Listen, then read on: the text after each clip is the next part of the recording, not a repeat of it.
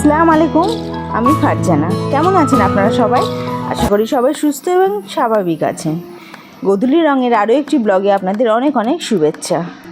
সকালবেলা উঠে রান্নার কাজে চলে এসেছি। কদিন কোনো ভিডিও দেওয়া হয়নি। কদিন আমার শরীরটাও ভীষণ খারাপ ছিল, আর নানা রকম কাজেও আমি একটু ব্যস্ত ছিলাম। আপনাদের সবই বলবো, সবই শেয়ার করব। আমি এই যে আজকে একটু ডাঁটার ঝাল করব। ডাঁটার ঝালটা কিভাবে করছি দেখুন।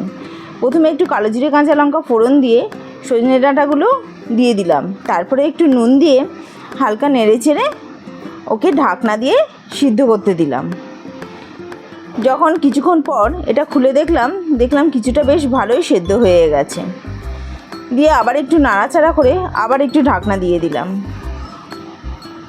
দেখুন অনেকটাই হয়ে গেছে। আর এদিকে আমি পেঁয়াজ, রসুন আর পোস্ত ভালো করে মিক্সিতে বেটে রেখেছিলাম, সেটা একটু দিয়ে দিলাম।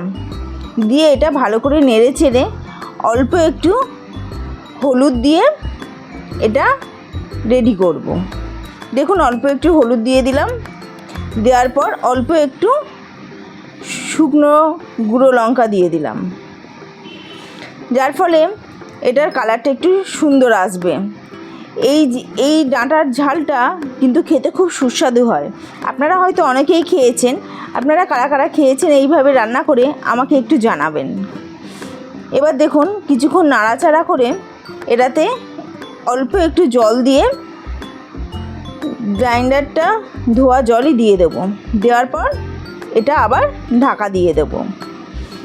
ঢাকা দিলেই আমার এই তরকারিটা রেডি। তারপরে আবার কড়া চাপালাম। কড়ার মধ্যে কিছুটা জল রয়েছে, যেটা আমি কাপড় দিয়ে মুছে নিলাম।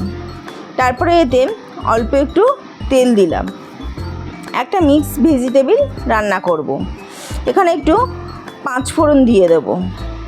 5 ফোড়ন, তেজপাতা আর একটা শুকনো লঙ্কা, এইটা দিয়ে ফোড়নটা রেডি করব। এইভাবে অনেকেই সবজি রান্না করে থাকেন। আমি একদম সাধারণ সাদামাটা আমার সবার বাড়িতে যেরকম রান্না হয় সেরকমই রান্না করছি।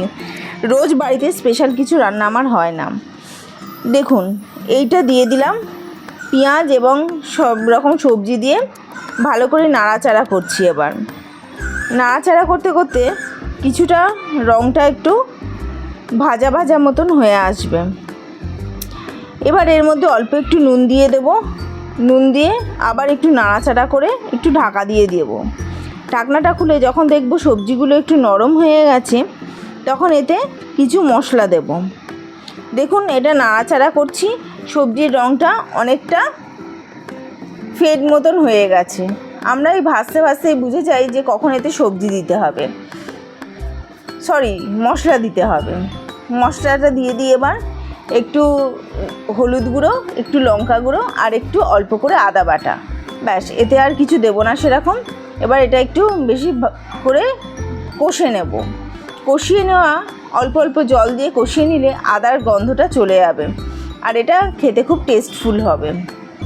দেখুন এইভাবে কষিয়ে নিয়ে জল দিয়ে ঢাকা দিয়ে রাখলেই খাবারটা রেডি হয়ে যাবে। এদিকে বিকেল হয়ে গেছে। আমাদের রোজের যে সমস্যাটা, আমাদের একটা ঘর ভাড়া খুঁজতে যাচ্ছি। দেখুন পুলিশ লাইনের বাইরে বেরিয়ে পড়েছি। ও গাড়ি নিয়ে বেরিয়ে পড়েছে। পুলিশ লাইন এখন মোটামুটি পুরো ফাঁকা। রোদের সেরকম জোর নেই। ভিডিওটা যখন করেছিলাম রোদটা মোটামুটি সহনীয় ছিল। এখন যেরকম রোদটা অসহ্য হয়ে উঠেছে, এটা মোটামুটি আমি 4-5 দিন আগের ভিডিও করা। দেখুন ভিডিওতে রোদটা সেরকম সহনীয়। এটা মোটামুটি ওই 10টার দিকে হবে। আমরা বেরিয়ে পড়লাম বাড়ির খোঁজে। ফেসবুকে অ্যাড দিয়ে কিছু বাড়ির খোঁজ আমরা পেয়েছি, এবং কিছু বন্ধুদের বলেও কিছু বাড়ির খোঁজ আমরা পেয়েছি। সেগুলোই দেখতে চললাম।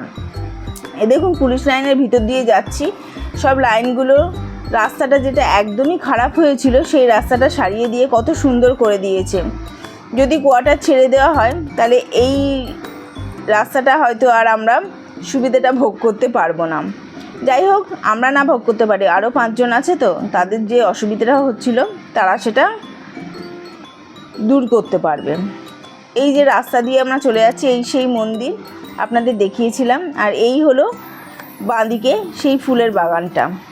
এটা পুলিশ লাইনের একদম সামনেই ফুলের বাগানটা। আমরা একটা বাড়ির জন্য সত্যিই খুব হন্যে হয়ে খুঁজছি। এই কোয়ার্টারটাতে একদমই থাকা যাচ্ছে না। আপনাদের আমি এর আগেও দেখাবো যে কোয়ার্টারের পরিস্থিতিটা বৃষ্টি হলে বা মেঘলা ওয়েদার হলে, বৃষ্টি না হলেও মেঘলা ওয়েদার হলে কি পরিস্থিতিতে হয়ে দাঁড়ায়। আমি রান্নাঘরে রান্না করতে পারিনি একদম, আপনাদের সবই আমি ভিডিও করে দেখাবো। আস্তে আস্তে আমরা দেখুন এটা একটা স্কুলের কাছ দিয়ে যাচ্ছি। এটা হলো বিদ্যাসাগর শিশু নিকেতন, যেটা এখানে বেশ ভালোই চলে স্কুলটা। স্কুলটা খুব সুন্দরভাবে কালার করা হয়েছে। স্কুলটা দেখতে দেখতে আমরা এগিয়ে চললাম। এটা চার্চের সামনে মেন রাস্তা। এটা ব্যাপিস্ট চার্চ। এখানে মোটামুটি সবাইকে প্রেয়ার করতে আসছে দেখি। দেখুন এখানে একটা যে রুমটার খোঁজ পেয়েছিলাম অনেক কষ্টে, সেই রুমটায় ঢুকছি। উনি হলেন রুমের ওনার আর ইনি হলেন আমার হাজবেন্ড, বড়মশাই। এই যে রুমটা দেখুন, রুমটা মোটামুটি খারাপ নয়, রুমটা কিন্তু সুন্দর। উনি আমাদের বুঝিয়ে বুঝিয়ে বলছেন যে কিভাবে রুমটাতে আলো ঢোকে বা কিভাবে কোন জানলাটা খুললে হাওয়া ঢোকে, উনি সব বুঝিয়ে দিচ্ছেন। ভীষণ সফিস্টিকেটেড ফ্যামিলি একজন, দেখে আমার যা মনে হলো। দেখুন রুমগুলোতে একটা একটা করে ঢুকছি। রুমগুলো কিন্তু আর যে 5টা আমরা বাড়ি দেখেছি বা রুম দেখেছি সেগুলো হচ্ছে যথেষ্ট বড় বড় রুম, এবং জানলা খুলে দিলে যথেষ্ট হাওয়া ঢোকে। রুমগুলোর মধ্যে টাইলস বসানো আছে এবং খুব সুন্দরভাবে রং করা রয়েছে। রং করা নেই, প্রাইমার করা রয়েছে। এটা হলো রান্নাঘরটা। রান্নাঘরটা যদিও একটু ছোট, তবে একজনের পক্ষে যথেষ্ট বড়।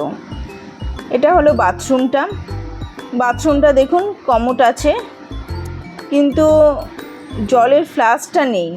এটা যদিও আমি পরে লক্ষ্য করেছি। এটা হলো আর একটা রুম। এই রুমটাও বেশ বড় মতন, আর এই রুমের ভিতরে আর একটা অ্যাটাচ বাথরুম রয়েছে। আগে সব কিছুই সুন্দরভাবে মনের মতো পছন্দ হলো আমার। সবচেয়ে ভালো কথা যেটা পছন্দ হয়েছে সেটা হলো ওনার ব্যবহারটা আমার ভীষণই ভালো লেগেছে, যেটা আমার বেশ মনে ধরেছে।